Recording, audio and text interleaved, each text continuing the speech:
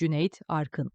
Bu ismi duyduğumuz anda Türk sinemasının beyaz perdesinde yıllarca at koşturan, kılıç kuşanan, tek başına onlarca düşmana karşı savaşan ve çoğu zaman imkansız görünen sahnelerin altından başarıyla kalkmayı başaran o güçlü adamın görüntüsü gelir aklımıza. Ancak milyonlarca insanın hafızasında bir kahraman olarak yer eden bu adamın gerçek hikayesi, beyaz perdede canlandırdığı karakterlerden çok daha farklı, çok daha şaşırtıcı ve aslında çok daha insaniydi. Çünkü onun gerçek adı Cüneyt Arkın değildi. Yeşilçam'ın efsane ismi olarak tanıdığımız Cüneyt Arkın, 8 Eylül 1937 tarihinde Eskişehir'in Karaçay köyünde dünyaya geldiğinde ailesi ona Fahrettin Cürekli Batır adını vermişti. Henüz çocukluk yıllarında ileride Türkiye'nin en tanınmış oyuncularından biri olacağına dair hiçbir işaret yoktu. Hatta gençlik yıllarındaki hayatına baktığımızda onun sinemadan çok farklı bir yola doğru ilerlediğini görüyoruz. Fahrettin Cürekli Batır, eğitim hayatında başarılı bir öğrenciydi ve sonunda İstanbul Üniversitesi Tıp Fakültesine girmeyi başardı. Bugün Cüneyt Arkın denildiğinde çoğu insanın aklına doktorluk gelmese de aslında onun hayatının önemli bir bölümü tıp eğitimiyle geçti. İnsan vücudunu, anatomiyi ve cerrahiyi öğrenen genç bir doktor adayı olarak yetişti ve fakülteden mezun olduktan sonra Anadolu'nun çeşitli yerlerinde doktorluk yaptı. Yani Yeşilçam'ın ilerleyen yıllarda yenilmez kahramanı olarak tanıyacağı adam, meslek hayatını aslında insanlara yardım etmek isteyen bir doktor olarak başlamıştı. Belki de Cüneyt Arkın'ın hayatındaki en büyük kırılma noktası tam da burada ortaya çıktı. Çünkü bir tarafta yıllarca emek verdiği doktorluk mesleği, diğer tarafta ise henüz kendisinin bile tam olarak farkında olmadığı oyunculuk yeteneği vardı. 1960'lı yılların başında Artist dergisinin düzenlediği bir yarışmaya katılması, onun hayatının yönünü değiştiren olaylardan biri oldu. Yarışmada dereceye girmesiyle birlikte sinema dünyasının dikkatini çekmeye başladı ve özellikle yönetmen Halit Refik'in desteği genç Fahrettin'in sinemaya adım atmasında önemli bir rol oynadı.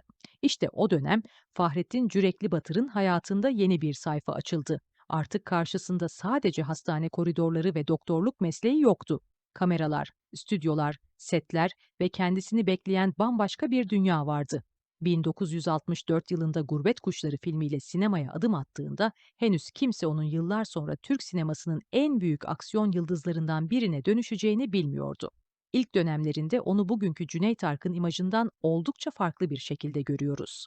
Yakışıklı bir jön olarak romantik filmlerde rol alan, duygusal karakterleri canlandıran ve dönemin kadın yıldızlarıyla başrolü paylaşan genç bir oyuncuydu. Türkan Şoray, Filiz Akın ve Hülya Koçyiğit gibi Yeşilçam'ın önemli isimleriyle aynı filmlerde yer aldı. Ancak Cüneyt Arkın'ın kaderi onu yalnızca romantik filmlerin yakışıklı jönü olmaya bırakmayacaktı. Çünkü onun fiziksel özellikleri, spor geçmişi, biniciliğe olan ilgisi ve zorlu sahneleri gerçekleştirmekten çekinmemesi, kısa süre içerisinde yapımcıların ve yönetmenlerin dikkatini çekmeye başladı. Ve sonunda Cüneyt Arkın'ın sinemadaki asıl kimliği ortaya çıktı. Aksiyon kahramanı Cüneyt Arkın. Özellikle tarihi macera filmleriyle birlikte onun sinemadaki görüntüsü tamamen değişmeye başladı. Malkoçoğlu karakteriyle kılıç kuşanan, at üzerinde savaşan ve düşmanlarının karşısına korkusuzca çıkan bir kahramana dönüştü. Ardından Battal Gazi gibi karakterler geldi. Bu filmlerde kullanılan sahneler, günümüzün teknolojik imkanlarıyla hazırlanmış büyük Hollywood yapımlarındaki aksiyon sekanslarından çok farklıydı.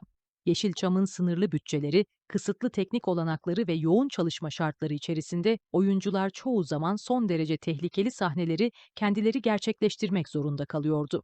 Cüneyt Arkın da bu konuda diğer oyunculardan ayrılıyordu.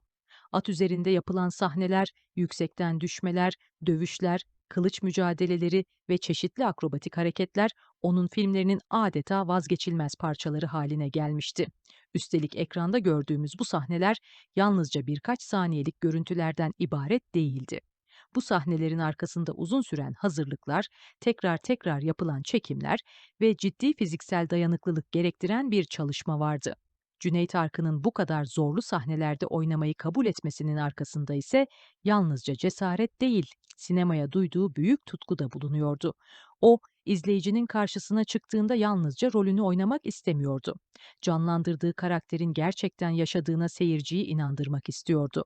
İşte bu nedenle zaman içerisinde yalnızca oyunculuğuyla değil, fiziksel performansıyla da kendine özgü bir sinema dili oluşturdu.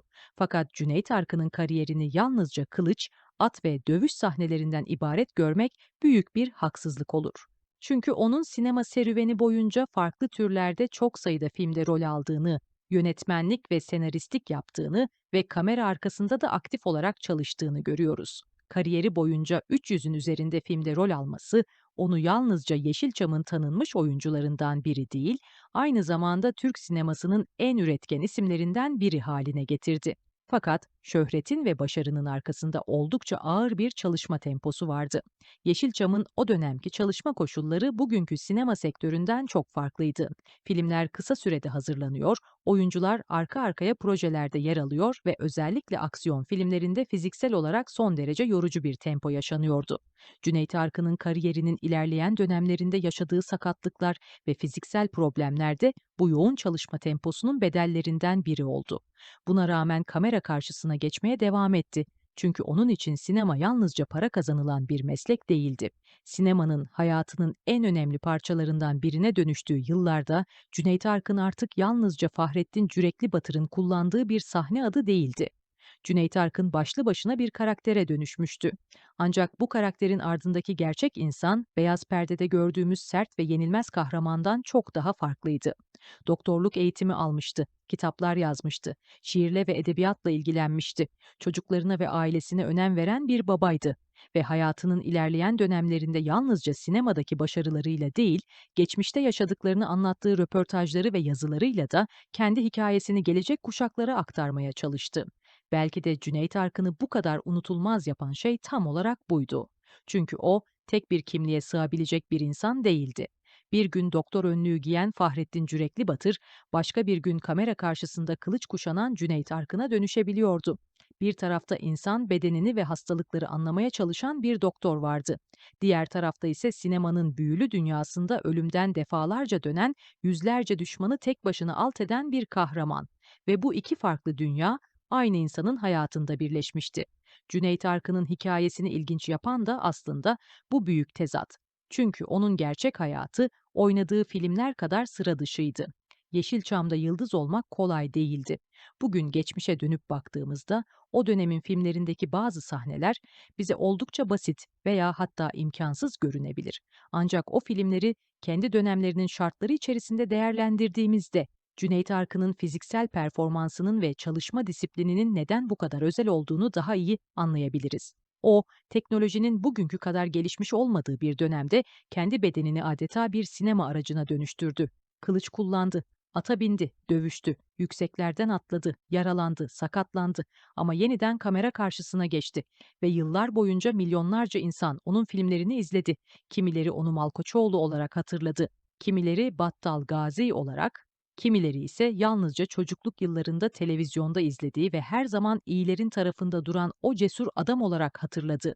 Fakat bütün bu karakterlerin arkasında Eskişehir'de doğmuş olan Fahrettin Cürekli Batır vardı. Bir doktor, bir oyuncu, bir yazar, bir baba ve Türk sinemasının en büyük yıldızlarından biri. 28 Haziran 2022 tarihinde Cüneyt Arkın'ın hayatını kaybetmesiyle Yeşilçam'ın en güçlü sembollerinden biri de aramızdan ayrıldı. Ancak onun ölümü aslında sinema tarihindeki hikayesinin sonu olmadı. Çünkü bazı oyuncular vardır. Filmleri yayınlandığı dönemle sınırlı kalır ve zaman içerisinde unutulur. Bazı oyuncular ise bir dönemin kendisine dönüşür. Cüneyt Arkın ikinci gruptaydı. Onun filmlerini hiç izlememiş olan insanlar bile adını biliyor. Çünkü Cüneyt Arkın artık yalnızca bir oyuncunun adı değil, Türk sinemasının belirli bir döneminin, belirli bir ruhunun ve Yeşilçam'ın kendine özgü hayal dünyasının sembolü. Belki de yıllar sonra onu hatırladığımızda aklımıza ilk olarak kılıcı, atı veya dövüş sahneleri gelmeyecek. Belki de asıl hatırlamamız gereken şey bütün bu görüntülerin arkasındaki insan olacak. Çünkü Cüneyt Arkın aslında yalnızca beyaz perdede kahramanları oynayan bir adam değildi. O, kendi hayatında da birçok kez yeniden başlayan bir insandı. Fahrettin Cürekli Batır olarak doğdu, doktor oldu, sonra kameraların karşısına geçti. Cüneyt Arkın oldu. Ve sonunda oynadığı yüzlerce karakterin ötesinde Türk sinemasının unutulmayacak isimlerinden biri olarak tarihe geçti. İşte bu yüzden Cüneyt Arkın'ın hikayesi yalnızca bir Yeşilçam yıldızının biyografisi değildir. Bu, bir insanın hayatının nasıl tamamen değişebileceğini, bir tesadüfün nasıl bir kader kapısı açabileceğini ve bazen bir insanın kendi gerçek kimliğini bulmasının yıllar sürebileceğini anlatan sıra dışı bir hayat hikayesidir. Ve belki de bütün bu hikayenin en güzel tarafı şudur: Cüneyt Arkın Beyaz Perde'de ölümsüz kahramanları oynadı, fakat onu gerçekten ölümsüz yapan şey oynadığı karakterlerden çok Türk halkının hafızasında bıraktığı izdi.